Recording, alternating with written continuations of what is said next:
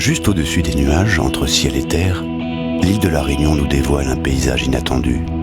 Désertique et lunaire, la plaine des sables se réveille dans la fraîcheur du petit matin.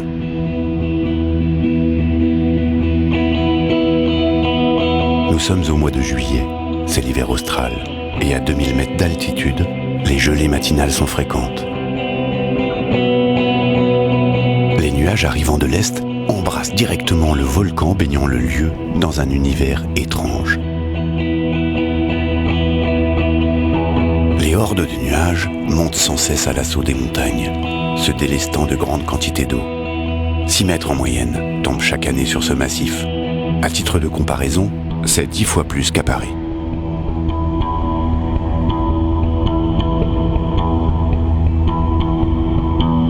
Mais l'eau ne fait que passer. Le sol est composé de roches ultra poreuses, d'empilements de blocs, de scories.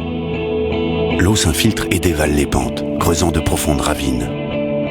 Rivière des Remparts, rivière Langevin, rivière de l'Est, toutes sont directement nées des eaux du volcan. Puis le soleil apparaît, semblant bloquer les nuages, au moins pour un temps. La température grimpe alors subitement, pouvant atteindre plus de 20 degrés. Le sol s'assèche brusquement. Les plantes qui ont réussi à s'installer dans cet univers hostile ont développé nombre de stratagèmes afin de mener à bien leur existence. La végétation est plutôt basse et ramassée au sol, assurant un meilleur maintien et une moins forte prise au vent. N'oublions pas que l'été, de violents cyclones peuvent ravager l'île, avec des vents violents soufflant jusqu'à 250 km/h.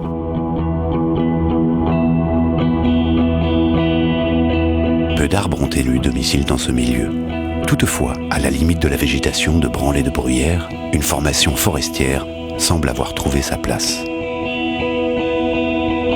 Dans la course à la vie, chaque morceau de terre, chaque branche, chaque pierre deviennent des endroits susceptibles d'accueillir de nouvelles espèces végétales.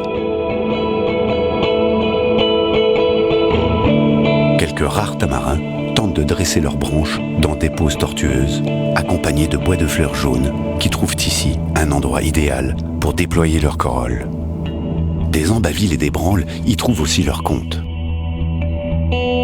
Si l'endroit est idéal, c'est parce qu'un arbre particulier a élu domicile ici. Là où les autres se débattent pour survivre, lui a su tirer parti des éléments qui font ce paysage. Cet arbre, c'est le Sophora denudata, ou petit amarindéo. Et si l'ombre de cet arbre semble convenir à d'autres, ce n'est pas tant pour sa protection contre les rayons ardents du soleil, ni le couvert contre le froid ou le vent, mais aussi, paradoxal que ça paraisse, il leur apporte quelque chose d'essentiel, là où il ne manque vraiment qu'une chose, l'eau. Pour comprendre, approchons-nous un peu. Les petites feuilles, nombreuses, sont garnies de poils blancs sur les deux faces. De même, sur les branches, un duvet couvre l'intégralité du bois. Mais à quoi peuvent bien servir ces poils ? Sûrement pas à l'araignée, pour escalader.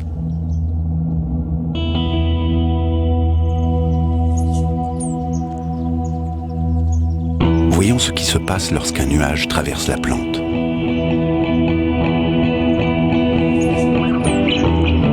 Les gouttelettes qui entrent en contact avec les feuilles et les branches sont retenues par des millions de poils. Ils s'agglomèrent petit à petit, formant des gouttes de plus en plus grosses, jusqu'à ce qu'elles le soient assez pour tomber.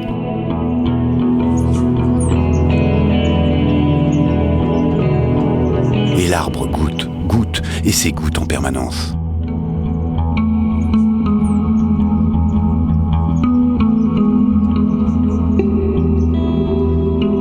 Les microparticules d'eau poussées par le vent sont transformées en pluie. Ainsi, non seulement le feuillage profite du précieux liquide, mais les racines bénéficient d'un arrosage non négligeable sur ce sol squelettique.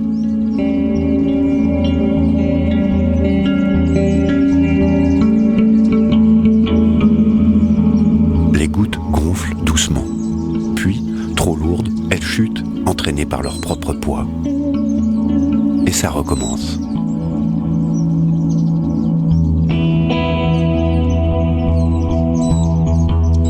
Les fleurs, elles aussi, sont couvertes d'un épais duvet. les jeunes boutons semblent enveloppés dans un manteau de fourrure.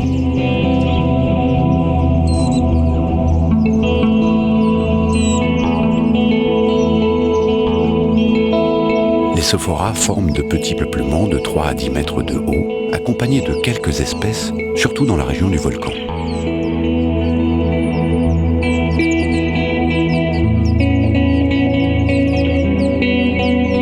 Le petit amarindéo déploie ses magnifiques grappes de fleurs jaunes.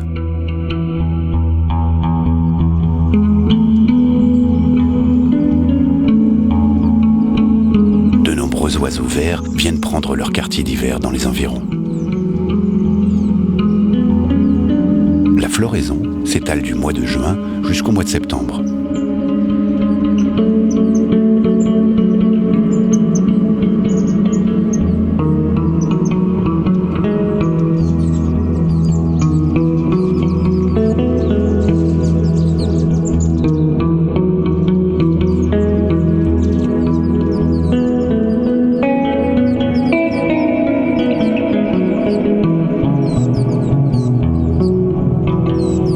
Fécondé, un fruit, en forme de gousse, va se former au centre de la fleur.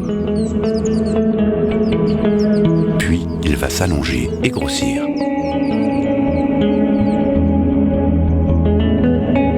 Des renflements vont apparaître le long des gousses, créés par les graines qui gonflent à l'intérieur.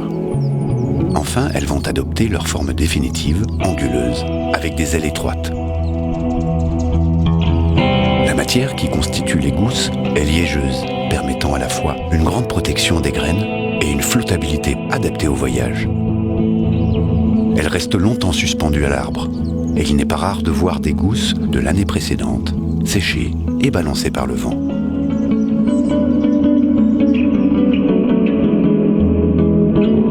Les graines, tombées au sol, sont jaunes. De petits plants germeront et participeront ainsi à l'extension et à la pérennité de l'espèce. Mais les oiseaux verts ne sont pas les seuls à monter dans les hauts pendant l'hiver. Les oiseaux blancs sont arrivés en colonies entières. Ils vont bruyamment d'arbre en arbre, butinant fleur après fleur avec un appétit féroce.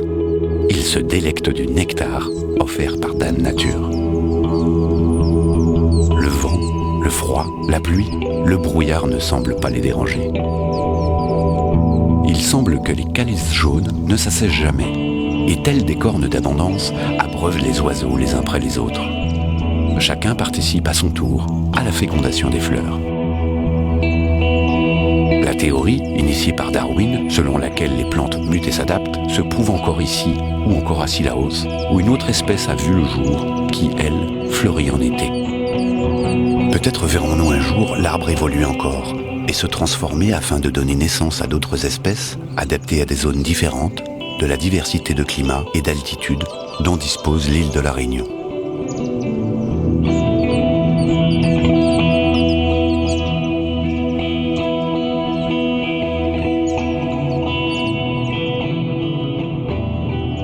Parmi les nombreuses graines arrivées au gré des hasards sur l'île, l'ancêtre du sophora a su tirer parti de ce nouveau territoire.